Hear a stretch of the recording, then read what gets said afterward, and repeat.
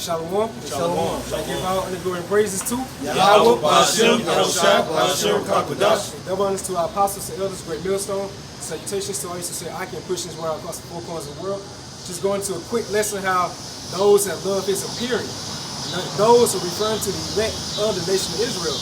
You know, the ones in this lifetime, this end days, are signed and crowned for all the abominations done in the midst of. You know, the ones are vexed, you know what I'm saying, on the filthy conversation of the wicked. So we know that Yahushua, their appearance represent brightness. You know, we're looking for that true light. And now we have found that light and we are holding on to their light through the Spirit, you know. Right? So, like 27. yeah, let's be honest. 2 Timothy 4. 2 Timothy. 2 Timothy 4 and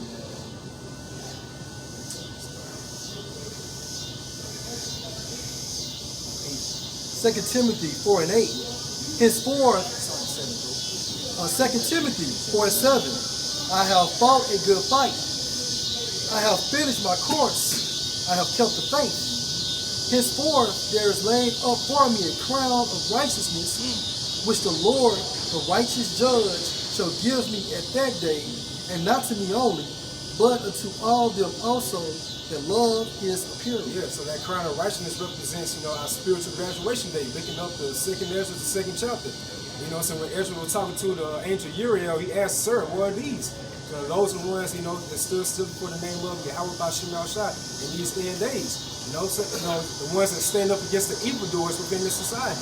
Now, we're only ones that are doing that through the Spirit, starting with the apostles and elders of Great Millstone. So Apostle Paul, before he was about to get ready to get put to death, he said that at the end, it's a crown of righteousness. He wasn't talking about that particular lifetime, but he knew that he was going to come back in a process called reincarnation.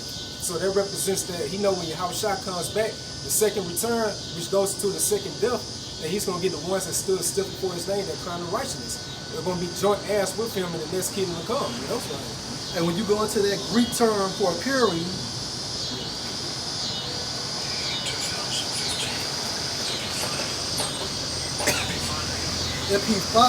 epiphana, and it means the event of Mashiach, past or future.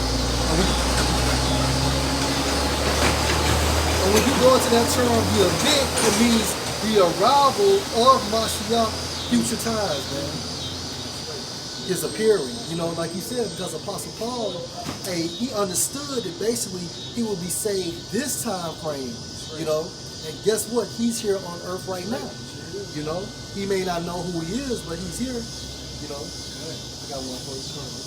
And this is Psalm 2 and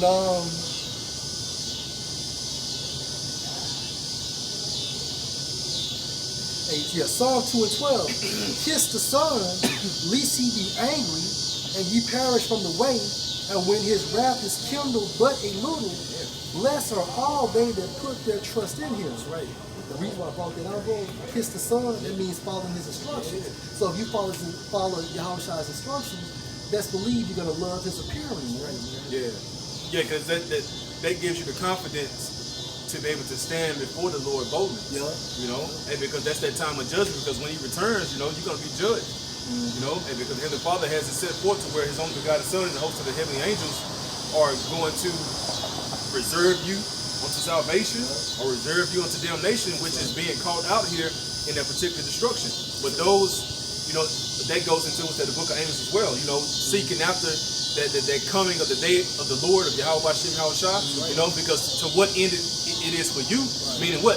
The evildoers, the wicked, and because they really have no desire for the Lord to return, and they also have no good result when the Lord actually does return. That's right.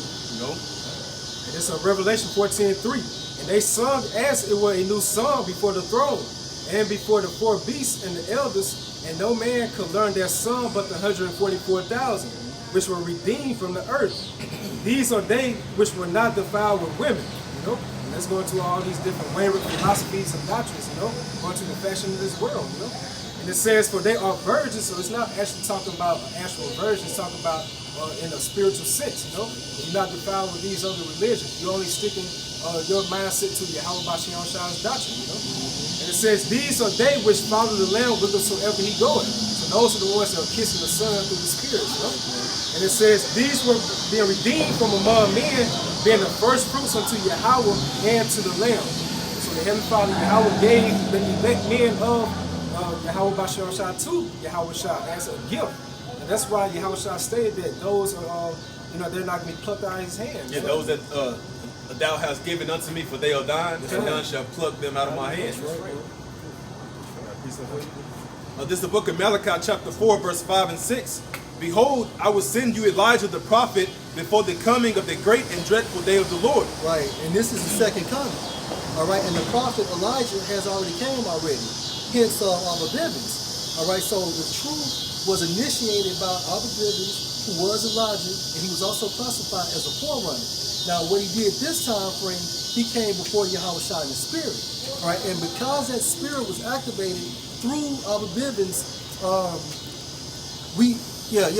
because that spirit was activated through Abba Bivens as us being forerunners, then guess believe we love the appearing of Yahweh Shah's coming. It says, and he shall turn the heart of the fathers to the children, and the heart of the children to their fathers, lest I come and smite the earth with a curse. So beginning with the apostles in their hands, trickling down to us now, man. All right?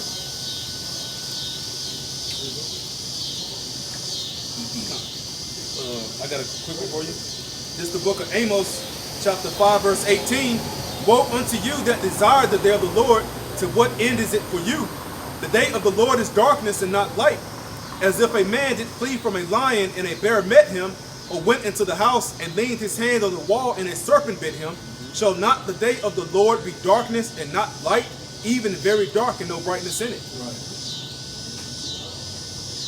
Just going into, hey, because we desire the day of the Lord, but the scriptures also give you that particular balance of the spectrum on those who Yahweh Shai upon his return shall say what?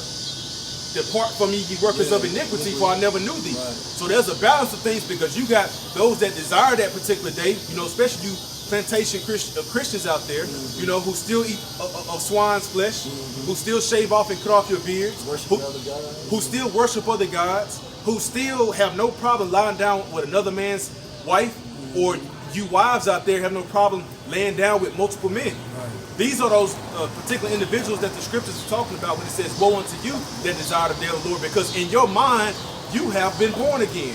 In your mind, you are saved. But that's all in your mind. But we desire the day of the Lord as though it's something of refreshing, because the Heavenly Father is going to renew the entire planet Earth. Right. Things are now no longer going to be turned upside down, but going to be set right side up. And that's why we desire that particular day of the Lord, man. Because he's not coming just to, bring dandelions and flowers and say, cometh thou art with me, my beautiful servant. Speaking old English like the fairy tales teach us, man. Yeah.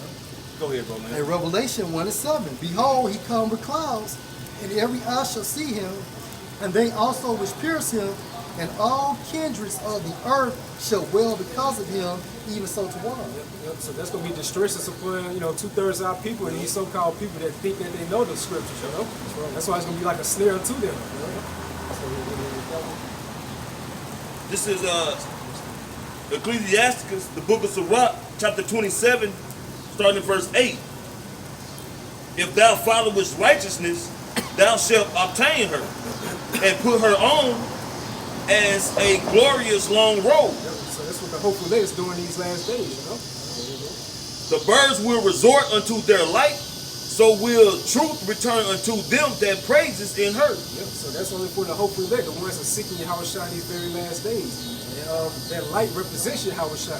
That's why he stated in the book of Hebrews, the 10th chapter, that he comes in the volume of the book. It is written of me.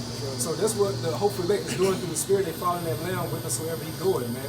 That goes through all different persecutions, trials, tribulations, because you got to think about it. We ambassadors of Yahweh Shai, we got to suffer just like he did, So that's what we're doing through the spirit, And those are the ones that love his appearing. So I'm about to start, you always identify with that, like you've all understood again. So Yahweh, Hashem, Yahusha, Hashem, then once again to our apostles, elders, great millstones, sensations, to our sister Aki, y'all stay strong. Shalom. Shalom.